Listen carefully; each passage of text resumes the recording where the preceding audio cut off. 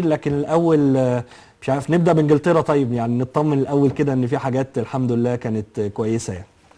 والله يمكن احنا الحقيقه لما اخترنا ان احنا يعني نروح لانجلترا ونروح نشوف التفاصيل اللي احنا عايزينها وايه الاحتياجات بتاعتنا عشان نبتدي نرسم الاستراتيجيات بتاعت وزاره الرياضه بشكل قوي شويه وبشكل واضح. تبقى في رولز واضحه او قواعد واضحه ولوائح ونظام، وخصوصا احنا داخلين على الرؤيه بتاعه تشريع قانون الرياضه بتاعنا، فبنحاول نتطرق الى كل الاتجاهات ونشوف الناس بره برضه بتتحرك ازاي.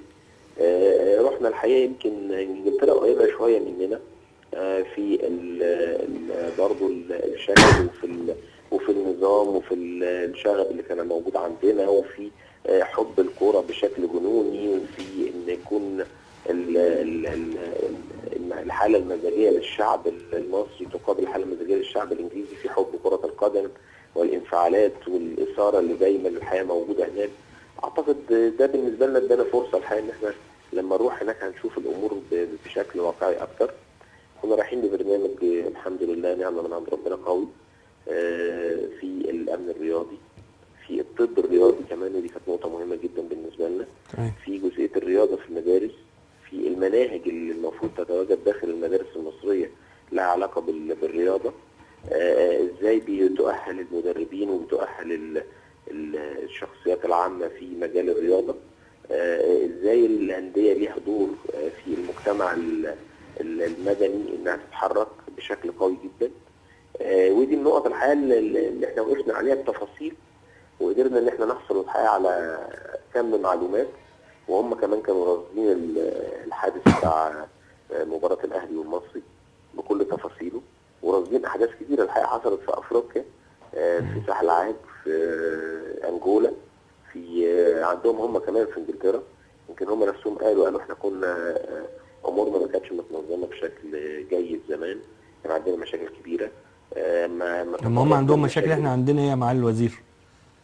لا هم كان عندهم مشاكل من 20 سنه في قصه الشغب والكلام ده كله، بداوا يحطوا لها لوائح وقواعد، وبداوا يعملوا حاله تصالح.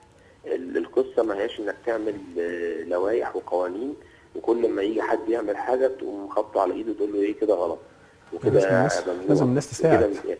يعني لازم انك توجد الحاله ان فيها شراكه.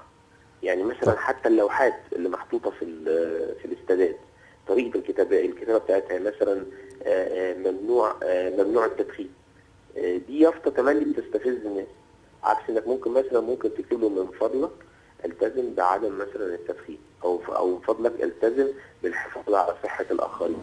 يعني ان اللغه نفسها بتتغير في طريقه الحوار، ان الناس تشاركك الراي، وليس ان انت ممنوع الدخول من هنا وممنوع الطلوع من هنا وممنوع التصوير هنا وممنوع القعد هنا وممنوع انك يعني كل حاجه واخدها بشكل يعني في تملي وقفه او في مواجهه، في حين ان المفروض المجتمع كله رايح في اتجاه واحد.